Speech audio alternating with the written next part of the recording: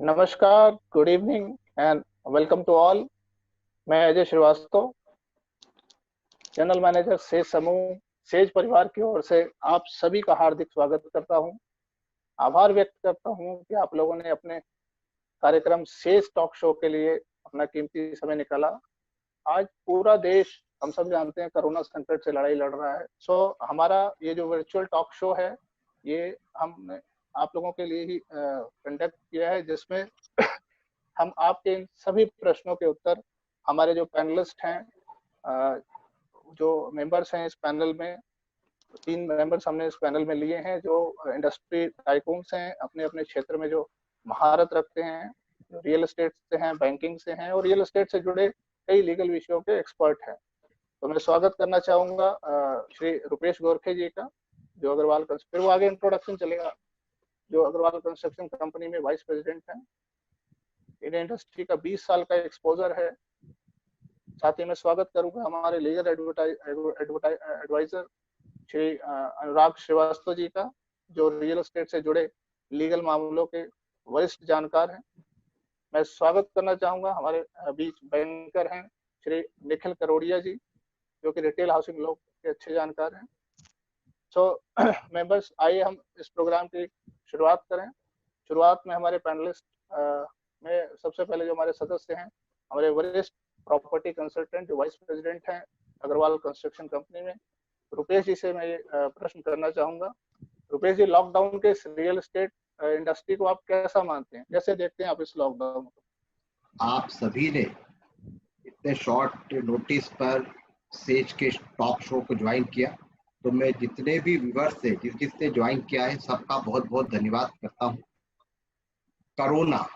Corona एक वैश्विक महामारी है, जिसके कारण हमारा देश पिछले लगभग 16 दिन से लॉकडाउन की स्थिति में है और आने वाले समय भी हो सकता है कि कुछ दिन ये लॉकडाउन और बढ़ेगा।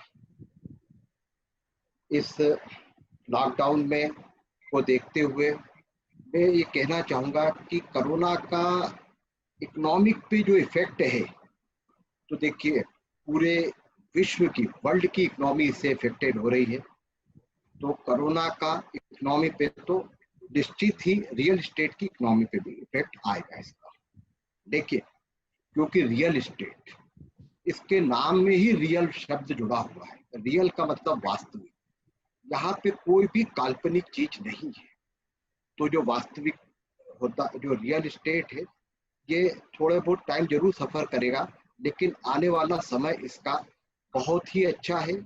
और इसके लिए मैं आपको कुछ एक उदाहरण देना चाहूँगा कि आज सुबह ही आपने दैनिक भास्कर में देखा होगा कि जो फ्रंट लाइन है, कि हमारे प्राइम मिनिस्टर ने भी कहा है कि भारत महाशक्ति बनने की ओर बढ़ रहा है। आप विश्वास करेंगे, हमारे जो सीएमडी सर हैं, वो आज से लगभग 15 दिन पहले इस बात को कह चुके थे कि कहीं न कहीं भारत आर्थिक रूप से महाशक्ति बनने की तरफ आगे बढ़ता जा रहा है।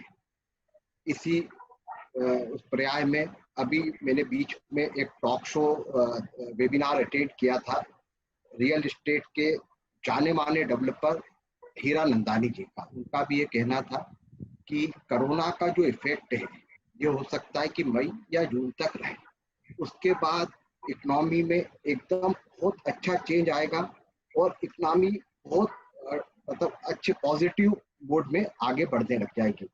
तो कोरोना का जो इफेक्ट है, ये कुछ टाइम बाद हमारे देश से पूरा चला जाएगा और आने वाला समय रियल एस्टेट के लिए, डेवलपर्स के लिए, सभी के लिए बहुत अच्छा समय आने वाला है। इवन कस्टमर के लिए भी बहुत अच्छा समय आएगा। शुक्रिया रुपेश सर। सफर जो है इस लॉकडाउन कर अपने कस्टमर्स को लेकर कैसे सपोर्ट कर रहा है? मैं अगर देखूं तो अभी पीछे ईएमआई को लेकर कुछ अनाउंसमेंट आए, ऑनलाइन प्रोसेसिंग को लेके भी कुछ अनाउंसमेंट बीच में कुछ बैंक्स के गए थे। तो मैं चाहूंगा कि आप इसको थोड़ा सा एलोबरेट करें, ताकि जो हमारे कस्टमर्स हैं जो आपको सुन रहे हैं, वो और कैसे इन सर्विसेज का बेहतर तरीके से फायदा उठा सकते हैं। प्लीज। देखिए, बेहतर सर्विसेज का, जैसे हमारे साथ में नितिन जी भी है HDFC बैंक से, अभी कुछ दिनों पहले मेरी इनसे चर्चा हो रही थी, बात हो रही थी, तो इन्होंने मुझे बताया कि HDFC ने भी पूरा प्रोसेस सैंक्शन का पूरा 100% ऑनलाइन कर दिया है। तो आज की कंडीशन में भी, लॉकडाउन में भी कोई अगर कस्टमर चाहता है तो अपना ऑनलाइन लोन सैंक्शन के लिए दे सकता है। ऑनलाइन ही उसकी सब चीजें हो जाएगी, लोन सैंक्शन हो जाएगा, इवन डिसबर्समेंट तक की भी वो लोग पूरी इसमें कोशिश कर रहे हैं। अनुराग जी, मैं हम ये मान लें कि अब जो रेरा आने के कारण कस्टमर्स के लिए बहुत सुविधाजनक हो गया है, बहुत ट्रांसपेरेंसी हो गई है। दूसरा मेरा पूछना यह था कि जो डॉक्यूमेंट्स की आप बात कर रहे हैं, हम लोग जो बात कर रहे हैं कि ये सारे डॉक्यूमेंट्स जो हैं वो पोर्टल पे अवेलेबल हैं। हाँ, रेरा में आपको सारी परमिशंस वहाँ अपलोड से कोई करनी कस्टमर पड़ती जो है। है इनका एक्सेस इजीली ले सकता है। तो क्या ये हाँ। ठीक है, तो क्या ये सारी परमिशन, ये डॉक्यूमेंट्स जो रेरा के पोर्टल पे एक्सेसिबल है, क्या ये डॉक्यूमेंट बिल्डर से भी एक कस्टमर डिमांड कर सकता है कि आपके पास ये देखिए, डॉक्यूमेंट है? फैक्ट ये है कि किसी प्रोजेक्ट का कोई भी डॉक्यूमेंट है, छोटे से छोटी परमिशन और बड़े से बड़ी permission, first required permission layout की, वो जैसी है वैसी प्रमोटर को, रेरा को प्रोवाइड करनी है। तो रेरा की वेबसाइट में किसी प्रोजेक्ट को लेकर के जो भी डॉक्यूमेंट्स अपलोडेड हैं, जो आपको एक सिंगल क्लिक पे वहां पे कस्टमर को दिख जाते हैं, वो फाइनल डॉक्यूमेंट्स हैं। उसके लिए आपको बार बार हर डॉक्यूमेंट के लिए आपको प्रमोटर से मांगने की जरूरत नहीं है, क्योंकि प्रमोटर कोई भी चीज ना तो रेरा अथॉरिटी से छुपा सकता है, ना गलत इंफॉर्मेशन दे सकता है। जो डॉक्यूमेंट्स हैं वैसे ही डॉक्यूमेंट्स रेरा की साइट पे अपलोड होंगे। रेरा अथॉरिटी रीजनेबल ग्राउंड्स पे कंसिडर करके कि डिले क्यों हुआ है, क्या रीजंस हैं, उसको 1 साल के लिए तो बढ़ा सकती है। 1 साल के लिए उसमें रेरा अथॉरिटी को पावर्स हैं कि जो भी एंड डेट, सपोजिंगली किसी ने एंड डेट अपनी दिसंबर 2020 डिक्लेयर करी होगी, तो अगर वो रीजनेबल कॉस्ट शो करता है तो 1 साल तक उसको एक्सटेंशन मिल सकता है। 1 साल के बाद रेरा एक्ट में, तो act is silent, but Bombay high court का एक जजमेंट है जिसमें उन्होंने बोला है कि केस टू केस बेसिस पे 1 साल के बाद भी रेरा अथॉरिटी कुछ एक्सटेंशन ग्रांट कर सकती है। ये तो एज पर एक्ट है कि 1 साल तक का उसको लिमिटेशन मिला हो। इसके अलावा आप किसी भी एग्रीमेंट में जाएंगे, किसी भी फील्ड से रिलेटेड एग्रीमेंट है, तो उसमें एक आप पाएंगे रेरा एग्रीमेंट में भी एक फोर्स मेजोर क्लॉज होता है। फोर्स मेजोर यानी कोई एक पार्टी है जो किसी पर्टिकुलर सर्कमस्टेंसेस में कंपेल्ड है कि वो काम ही नहीं कर सकती। वो एक्ट ऑफ गॉड हो सकता है, जैसे कोरोना वायरस का फैलना एक एक्ट ऑफ गॉड है, उसमें किसी का कंट्रोल नहीं है, वो अब फैल रहा है और उसके कारण गवर्नमेंट को लॉकडाउन डिक्लेयर करना पड़ा। तो आप जब फोर्स मेजोर क्लॉज पढ़ेंगे तो वहां पे ये भी होगा कि एक्ट ऑफ गॉड के कारण कोई प्रमोटर काम नहीं कर पाया, या फिर उसके बाद ये भी लिखा होगा किसी गवर्नमेंट ऑर्डर के कारण वो काम नहीं कर पाया। तो ये सेंट्रल गवर्नमेंट ने लॉकडाउन डिक्लेयर किया, लॉकडाउन डिक्लेयर किया है। और लॉकडाउन भी इसलिए है कि आप वहां पे, आपको सोशल डिस्टेंसिंग मेंटेन करनी है, तो हम लेबर्स भी नहीं अपॉइंट कर सकते। How customer can take advantage of 3-month monitoring period? Is this automatic or there is some procedure to adopt? तो जो भी हमारे कस्टमर्स हैं जो मोरेटोरियम पीरियड ऑप्ट करना चाह रहे हैं, उन्हें एक सिंपल रिक्वेस्ट देनी रहेगी। ये रिक्वेस्ट ऑनलाइन दे सकते हैं, बैंक की वेबसाइट पे दे सकते हैं, जिस भी इंस्टीट्यूशन से लोन चल रहा है उनकी वेबसाइट पे यह सुविधा उपलब्ध है कि वो ऑनलाइन अप्लाई करके इसमें ले सकते हैं। अगर जो ब्रांचेस खुली हुई हैं बैंक्स की, वहां पे रिटर्न एप्लीकेशन पे भी उनको ये सुविधा प्राप्त हो जाएगी। ये ऑटोमेटिक नहीं है, ये आरबीआई ने जो इंस्ट्रक्शंस हैं उसमें वो इस तरह के हैं कि कस्टमर जो ऑप्ट करना चाह रहा है सिर्फ उन्हीं के लिए है, ये सभी के लिए नहीं है। तो जो ऑप्ट करना चाह रहे हैं कस्टमर, उनको रिक्वेस्ट करना पड़ेगा इसमें। मेरा प्रश्न है आपसे कि क्या लॉकडाउन के बाद प्रॉपर्टी के रेट्स में कुछ फर्क नीचे जाएंगे या एज इट इज रहेंगे, या कुछ और सिनेरियो आने वाला है आगे लॉकडाउन के बाद? लॉकडाउन के बाद मुझे तो लगता है कि प्रॉपर्टी के रेट इमीडिएट तो हो सकता है कि स्टेबल रहें, उसके बाद कुछ टाइम बाद बढ़ेंगे। मैं कुछ और आपको थोड़ा सा ये शेयर करना चाहता हूँ लॉकडाउन पीरियड में प्रॉपर्टी खरीदने के बारे में। अगर आप अभी लॉकडाउन पीरियड में कोई प्रॉपर्टी खरीदता है तो अभी उसके पास बहुत ही अच्छा समय है प्रॉपर्टी खरीदने का। एक तो प्रॉपर्टी के रेट बिल्कुल बॉटम लेवल पे है, दूसरा हाउसिंग लोन में रेट ऑफ इंटरेस्ट, क्योंकि आरबीआई ने 0.75% का रेपो रेट को डिडक्ट किया है, कम किया है, तो उसके कारण हाउसिंग लोन के रेट लगभग 7 से 7.5% के बीच में आ गए हैं, जो कि गवर्नमेंट की स्कीम, इनकम टैक्स का बेनिफिट, PMIY की योजना, इस किराया, ये सब मिला ले तो इसके बाद इफेक्टिव रेट ऑफ इंटरेस्ट लगभग 3.5 से 4% का रहेगा। ऐसा समय मुझे लगता है कि हाउसिंग सेक्टर में इसके पहले कभी नहीं रहा है। ठीक है, मुझे का क्वेश्चन प्रॉब्लम दिख रहा है। जी जी जी, मुझे यहाँ पे क्वेश्चन आ रहे हैं। तो अभी काफी सारे क्वेश्चन अजय श्रीवास्तव सर ने पूछे हैं, जो हमारी ऑडियंस जो भी लाइव है वो हमको जी दे जी रही है। तो जी उनमें जी से एक और क्वेश्चन है जो नीति दुगाया मैम से आया है। इसमें रूपेश सर आपके लिए क्वेश्चन है कि जी how important it is to invest in real estate from customer point of view. अगर हमको लोगों को कन्विंस करना हो प्रॉपर्टी खरीदने के लिए इस डिफिकल्ट टाइम पे, when there is no certainty about real estate and economy, whether it is beneficial to invest. तो प्लीज रुपेश सर आप कुछ इसमें कहना चाहेंगे? जी जी देखिए, रोटी, कपड़ा और मकान ये बहुत वाइटल नेसेसिटी है, आवश्यकता है। आप कुछ दिन तो इसको वो कर सकते हैं, प्रोग्राम कर सकते हैं, लेकिन आप हमेशा के लिए नहीं कर सकते। तो रियल एस्टेट का मार्केट तो आप किसी भी मार्केट में देख लें, जब नोटबंदी हुई थी उस समय कुछ दिन के लिए डाउन हुआ था, लेकिन फिर आया तो फिर वापस स्टार्ट हो गया। बस इसमें मेरा एक ही सजेशन है कि जो प्रॉपर्टी परचेज करना चाहे, तो जैसा अनुराग श्रीवास्तव सर ने बोला, तो थोड़ा बिल्डर्स के ट्रैक रिकॉर्ड को देखते हुए प्रॉपर्टी परचेज करें। और क्योंकि ये एक आवश्यकता है, प्रॉपर्टी के रिटर्न बहुत अच्छे हैं। जैसा मैंने आपको बताया कि एफडी में अभी समय 6% का आपको अगर ब्याज मिलेगा, बैंकों के हाउसिंग लोन के रेट ऑफ इंटरेस्ट भी 7 से 7.5% के बीच में है, जो आफ्टर ऑल द वेवर लगभग आपको 3.5 से 4% के करीब में पड़ता है। तो इतना अच्छा समय कस्टमर के लिए परचेज के लिए कभी नहीं आएगा।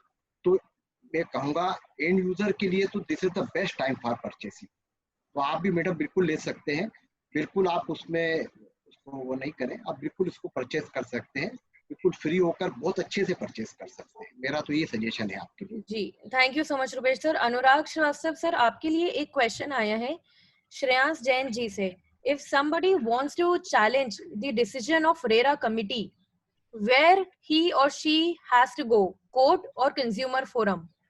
नहीं, इसमें देखिए रेरा एक्ट अपने आप में एक कंप्लीट एक्ट है। इसमें 3 स्टेजेस हैं। एक बार आप रेरा एक्ट में ये लिखा है कि कस्टमर और प्रमोटर के बीच के जितने भी इश्यूज होंगे वो ना सिविल कोर्ट में जाएंगे ना कंज्यूमर फोरम में जाएंगे। एक्ट ये भी बोलता है कि कंज्यूमर फोरम में ऑलरेडी जो केसेस रेरा आने के पहले से पेंडिंग है वो भी कस्टमर चाहे तो रेरा में लेकर के आ सकता है। तो रेरा अपने आप में कंप्लीट एक्ट है। आप जो भी आप उसमें कंप्लेंट करेंगे वो रियल एस्टेट रेगुलेटरी अथॉरिटी के पास जाएगी। वहां पे 2 तरह के जजेस बैठते हैं, एक जो कंप्लेंट को सुनते हैं और एक जो कंपनसेशन फिक्स करते हैं अगर कंपनसेशन की तरफ केस जाता है। तो कंपनसेशन किसी केस में कितना मिलना है, मॉनिटरी एस्पेक्ट आता है, तो एडजुडिकेटिंग ऑफिसर वहां पे एक होता है। वो एडजुडिकेटिंग ऑफिसर दोनों पार्टीज को सुनने के बाद मॉनिटरी जो भी उसमें कंपनसेशन या इंटरेस्ट या व्हाटएवर उसमें अवार्ड होना वो एडजुडिकेटिंग ऑफिसर ग्रांट करता है।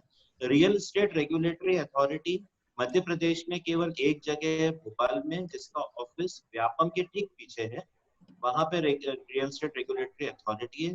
रियल एस्टेट रेगुलेटरी अथॉरिटी अगर कोई भी ऑर्डर करती है, उससे कोई भी पार्टी अगर एग्रीव्ड है, चाहे कस्टमर हो चाहे प्रमोटर है, तो उसकी appeal real estate appellate authority में, जिसको हम रीट बोलते हैं, REAT, REAT, real estate appellate authority. इसमें जो चेयरमैन है वो रिटायर्ड हाईकोर्ट जज रैंक के हैं, अभी कंस्टिट्यूटेड है। इसका मध्य प्रदेश में एपेलेट ट्रिब्यूनल भी केवल एक है और वो MP नगर जोन 1 में ही आपको वो मिलेगा, जहाँ पे पहले इंडस्ट्रियल कोर्ट लगती थी।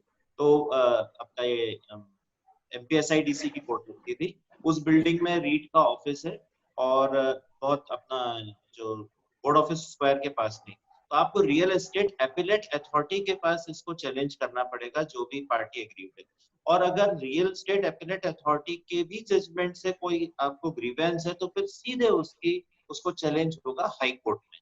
उसके नीचे उसका सिविल कोर्ट में या कंज्यूमर में उसको आप कोई भी पार्टी उसको लेकर के नहीं जा सकती। तो real estate regulatory authority RERA, उसके ऊपर real estate appellate authority REAT और फिर उसके ऊपर हाई कोर्ट, ये चेंज है। Thank you. बिल्कुल, थैंक यू सर। एक और ऑडियंस से क्वेश्चन आए हैं, फिर से रियल एस्टेट रुपेश सर आपके से मैं पूछना चाहूंगी। अनंत श्रीवास्तव जी पूछना चाह रहे हैं, what is more fruitful to have as an investment कहाँ करें, डुप्लेक्स, सिंगलेक्स और फ्लैट? श्रीवास्तव जी, आपका बहुत अच्छा क्वेश्चन है। देखिए, जो आप इन्वेस्टमेंट है, सबसे अच्छा इन्वेस्टमेंट तो ये माना जाता है कि जिसमें आपको जो आपकी इनकम है, पैसा है, वो उसका आपका रिटर्न बहुत फास्ट मिले। तो मुझे लगता है सबसे फास्ट रिटर्न प्लॉट में मिलता है, फिर उसके बाद डुप्लेक्स में मिलता है, फिर फ्लैट में मिलता है। तो प्लॉट में पैसा लगाना सबसे अच्छा है कि आप प्लॉट परचेज करें, उसमें आपको रिटर्न सबसे फास्ट मिलता है। Thank you so much. हमको पता भी नहीं चला टाइम कैसे गिर गया, 50 मिनट हो चुके हैं इस हमको सेशन पे। आप लोग, हमारे पास 3 बहुत बेहतरीन इंडस्ट्री एक्सपर्ट्स ने हमको ज्वाइन करा अपने स्केड्यूल में से निकाल के। अभी भी हमको पता है कि लोग, ये तीनों पर्सनली मैं जानती हूँ, घर से बहुत सबसे जुड़ के बात कर रहे हैं, काम कर रहे हैं। So thank you Rupesh sir, Anurag ji and Nikhil Karodia sir, हमको आज इस प्लेटफॉर्म पे ज्वाइन करने के लिए और इतनी अच्छे, इतनी सिंपल वे में नॉलेज देने के लिए।